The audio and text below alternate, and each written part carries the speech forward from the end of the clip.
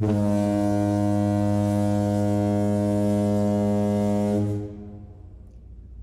there, part-timers. Once again, it's Anton from Anton Bay.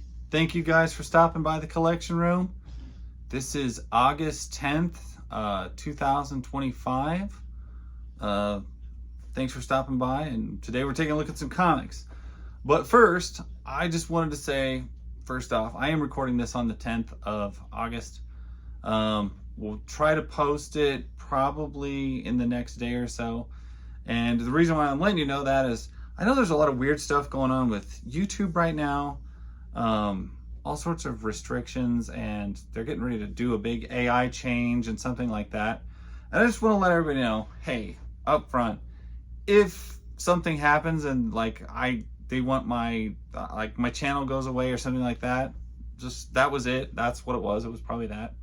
I don't really usually worry about things like that too much, but with YouTube, they're so weird. They change things all the time. It's been quite a few years ago. I had to delete a bunch of action figure content, or I felt like I needed to, because of the big COPPA thing that came through, and they were threatening fines to people, and anybody who covered childish toys or anything like that would be subjectable to it. And so I was like, I can't even take the risk for what they're talking about with fines. So I just deleted probably 300 videos, and it really sucked. I kept all my comic stuff from the past, but there is a large chunk of action figure videos and stuff that had done really well for me, like 5,000, 8,000 views, which is big for me. And all of that was gone. So I don't know. I don't see any fines or anything like that, or mass deletions coming up or anything like that. But just the whole, if they want my ID and all that stuff, and I get in a rigmarole, I'm not gonna screw with it. I'm just gonna call it good. So that's just right off the top of the bat. You guys know, it's YouTube. Who the hell knows what they're doing? They don't even know what they're doing. And they're certainly not gonna tell people who use their platform what they're doing. So just to get that out in the open. Today we have a comic haul. Ta-da! It's a nice thick comic haul. Now oftentimes, like the last comic haul video I did, we talked about all the Spider-Woman comics I got. That was something that was very, very serious to me. That was a major purchase that was a lot of thought, a lot of effort, a lot of decision. Do I want to make that kind of purchase? Because it's kind of expensive. This is a comic haul of opportunity. This is 37, something like 30-some issues of X Factor that I was able to get for about $27, something like that. That's just a tremendous deal. That's less than $1 an issue. So this is a comic haul of opportunity. So what did I get from my comic haul of opportunity? We can finally, it's like 3 minutes in this video, we can finally get to a comic book. X Factor. We got issue 52. Now I think I already have a few X Factors. I don't really know. Didn't want to look through the series and try and figure out. For the price, I was like, no, I'm going to just pop on it. Anyway, I got a nice Liefeld issue here. This is under the old X Factor, the team, which is essentially just the X-Men. I got issue 53. And these are in pretty fantastic shape. And I dropped on the floor issue 54. Fell to the floor. For this price, this era of Marvel, the time period and the characters we're covering, I thought this was a steal. This is issue 55. We got quite a bit right in the same run. Issue 56. I know X Factor is not like a major, oh my gosh, let's get a hold of it title. But that's kind of weird to me, because this is essentially, it's your Uncanny X-Men team, but they're currently working for the government.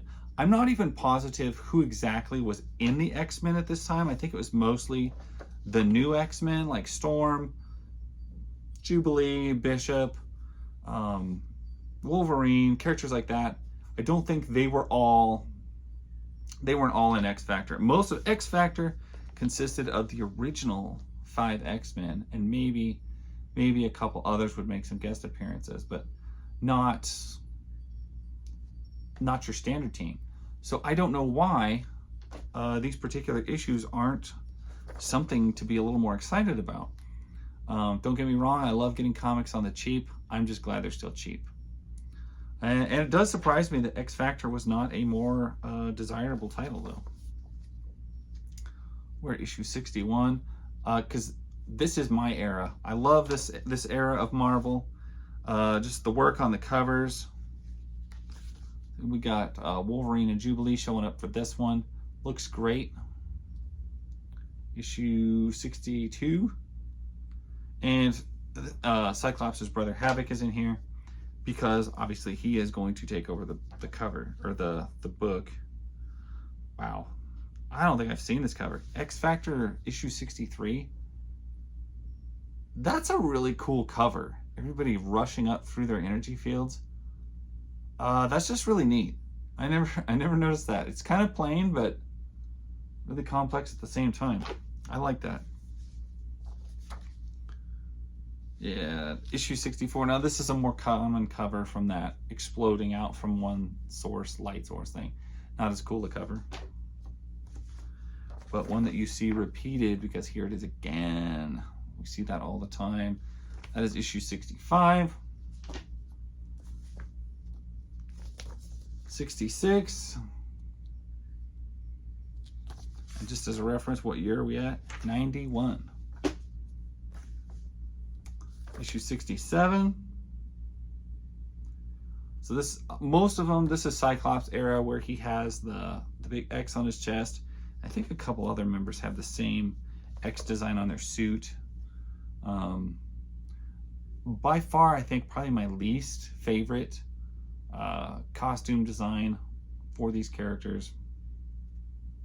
Not good.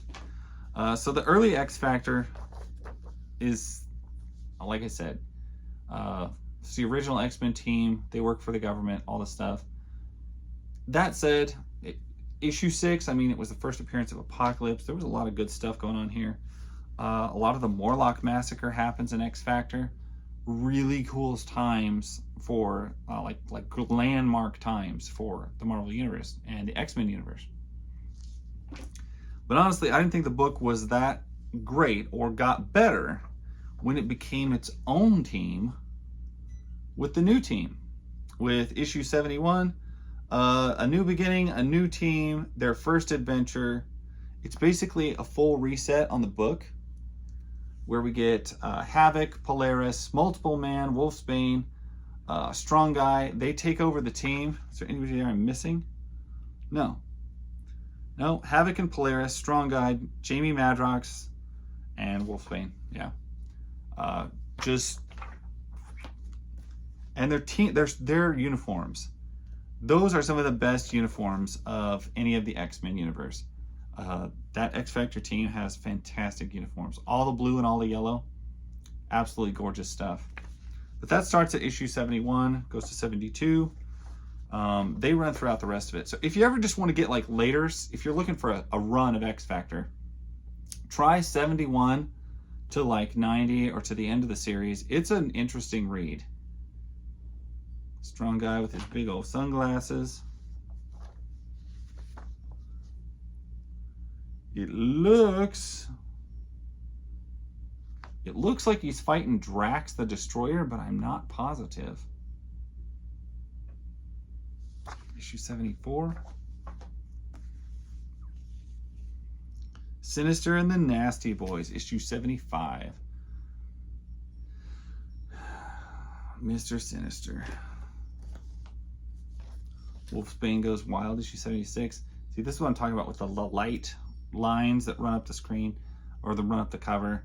Not my favorite design, but just one of those things that they liked to do. Issue 77. See, there's so much going on some of these covers. It just looks like a blur. And I kind of love that. Like, that is an aspect about this era that I love, is how busy and how many things they were packing into a cover. You don't see that so much anymore. You see single character covers. well, later in stories.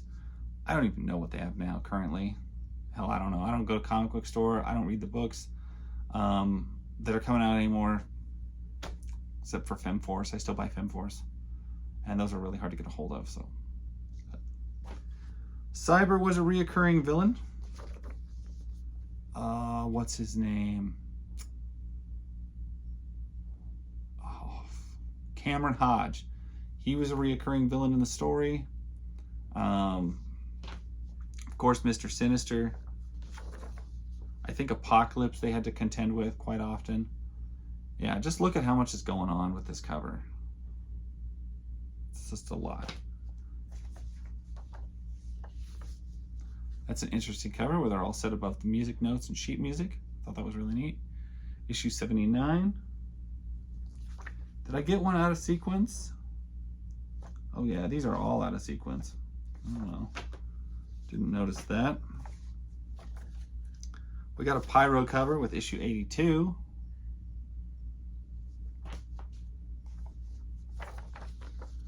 '73. I didn't realize these got so mixed up. This is a cool cover. Who did this? I cannot make out the name. Issue number 85. You got Cable, Bishop, and Wolverine all duking it out. I'm assuming this has to do with Wolverine's healing factor, the legacy virus, and time travel. Because that's what all these three, when you add these three together, that's usually what you get. And that was a pretty landmark storyline run, I thought as well. Executioner Song. Issue 88. This is one I know I have. Random, weird character, super cool Marvel Legends figure. Issue 89.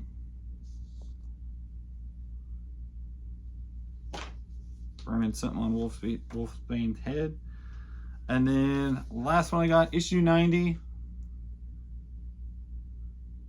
They're blowing up. That's a hole in a guy. If you didn't catch all that, because it's a busy cover. It's easy to miss that. Anyway, that is my haul, and that is my news, and that is my story. And I just want to let you guys know, like I said, if something happens to the channel, that's what it is. It's the new, whatchamacallit, eBay thing.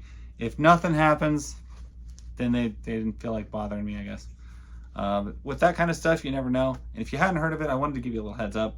I know it's affecting a lot of people, or it could affect a lot of people, or it has affected a lot of people. I'm just a little teeny tiny channel here who loves making comic book content. I don't know if they'll consider me stuff for kids or AI identification or whatever they're going to do. Because if you haven't heard, go look out. There's a cajillion videos about it. It's basically age restrictions and stuff like that. It's always to protect the children, which is not what it is. But that said, like I said, this is the 10th. It goes into effect the 13th. So we'll see what happens.